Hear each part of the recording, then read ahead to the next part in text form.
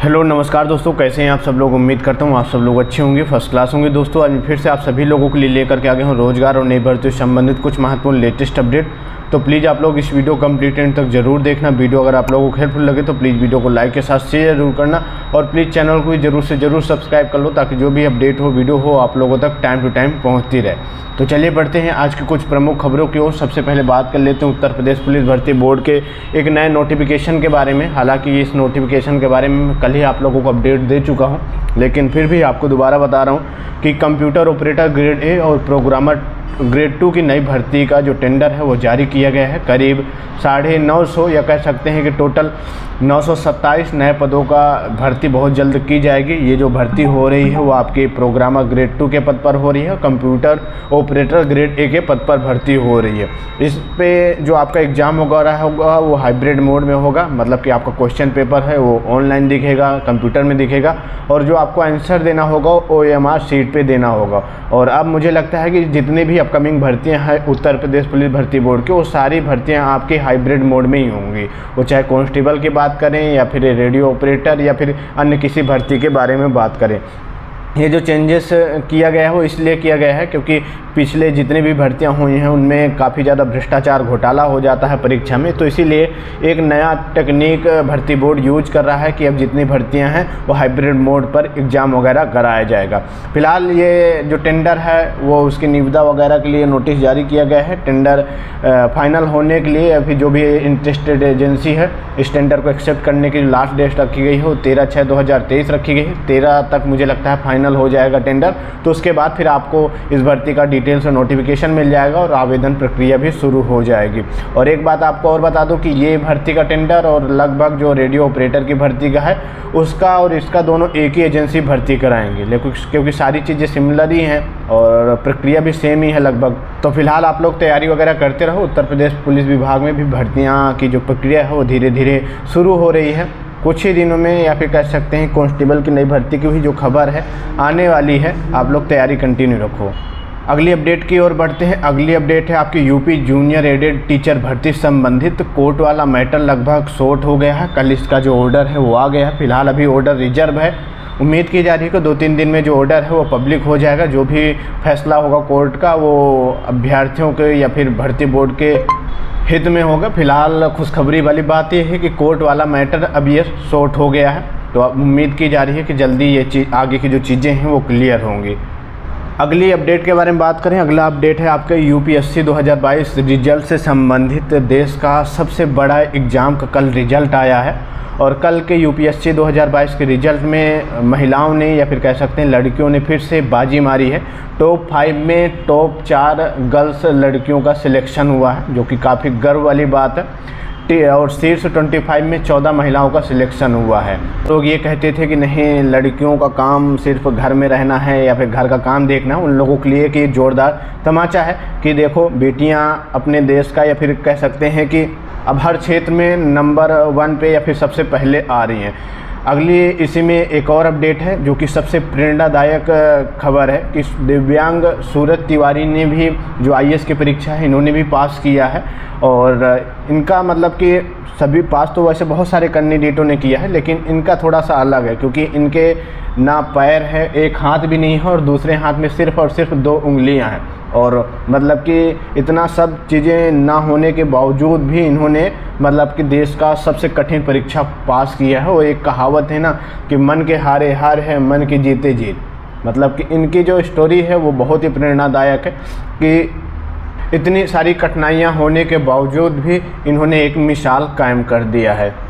फिलहाल UPSC 2022 के result में सिलेक्ट हुए कैंडिडेटों का अभ्यर्थियों को target defence job YouTube channel की तरफ से ढेर सारी शुभकामनाएं। अगली अपडेट है आपके उत्तर प्रदेश अधीनस्थ सेवा चयन आयोग भर्तियों से संबंधित।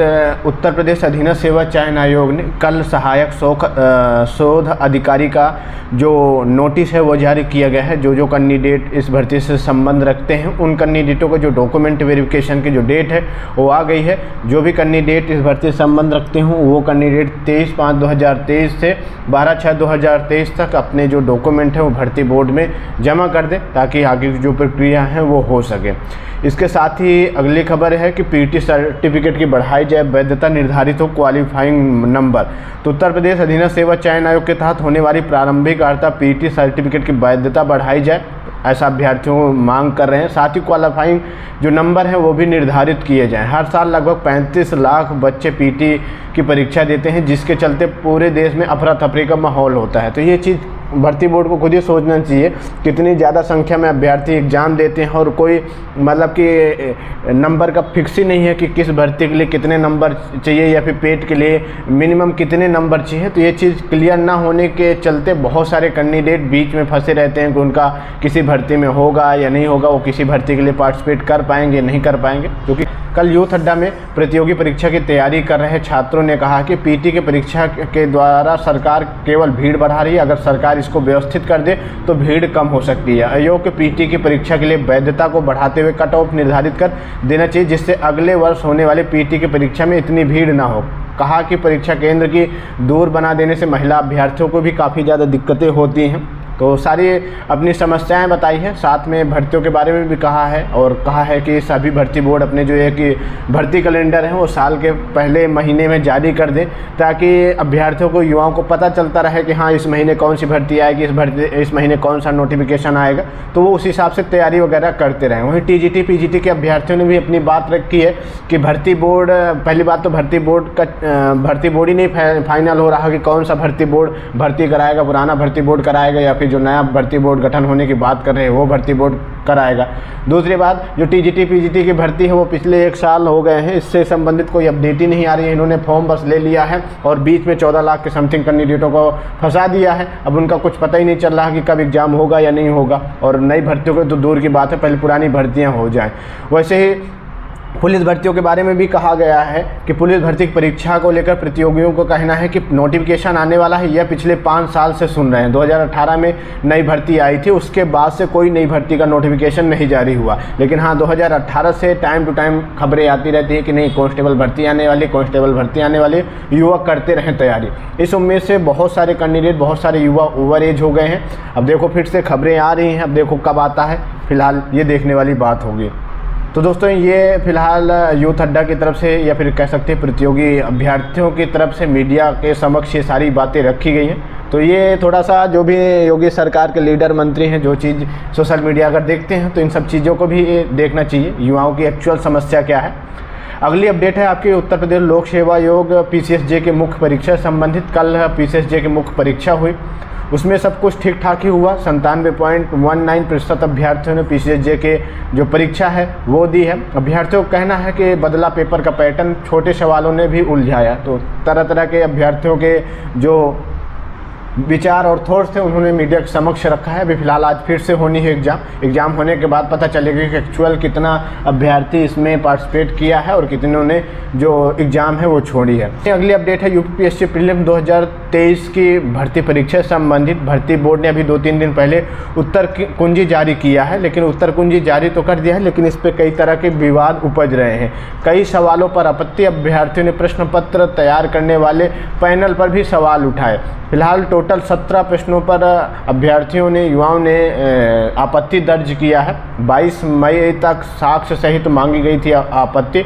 तो अब देखो आपत्ति दे दिया है और अब इसका जो रिवाइज आंसर की है वो कब आती है, उसके बाद पता चलेगा कि कौन कौन से क्वेश्चन सही हैं, कौन से गलत हैं या किन के फ्री नंबर मिलेंगे, वो बाद में पता चलेगा।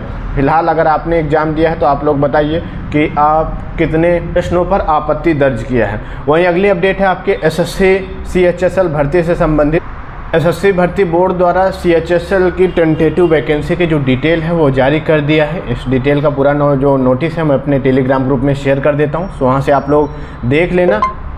सीएचएसएल 2022 में टोटल 4522 पदों पर भर्ती होगी और इसका जो डिटेल से नोटिस है वो जारी हो गया है। इसमें जनरल के लिए जो टोटल पद रखे गए हैं 1950 रखे गए हैं, ओबीसी के लिए 656 रखे गए हैं और अनुसूचित जनजाति के 301 रखे गए हैं, ओबीसी के 1098 पद रखे गए हैं, जबकि एडब्ल्यूएस के 517 पद रखे गए हैं। तो ये डिटेल पूरा जारी हो गया है, टेलीग्राम ग्रुप में भी मैंने शेयर कर दिया, तो वहाँ से आप लोग देख सकते हैं। तो दोस्तों ये थी आज के रोजगार और नई भर्तियों से संबंधित कुछ महत्वपूर्ण लेटेस्ट अपडेट। उम्मीद करता हूँ वीडियो आप लोगों को हेल्पफुल लगी होगी, तो प्लीज़ वीडियो को लाइक शेयर जरूर कर दें। बाकी चैनल को भी जरूर से जरूर सब्सक्राइब कर लें ताकि जो भी अपडेट हो वीडियो हो आप लोगों तक टाइम टू टाइम पहुँचती रहे। धन्यवाद एंड टेक केयर। फिर मिलता हूँ एक नए वीडियो के साथ।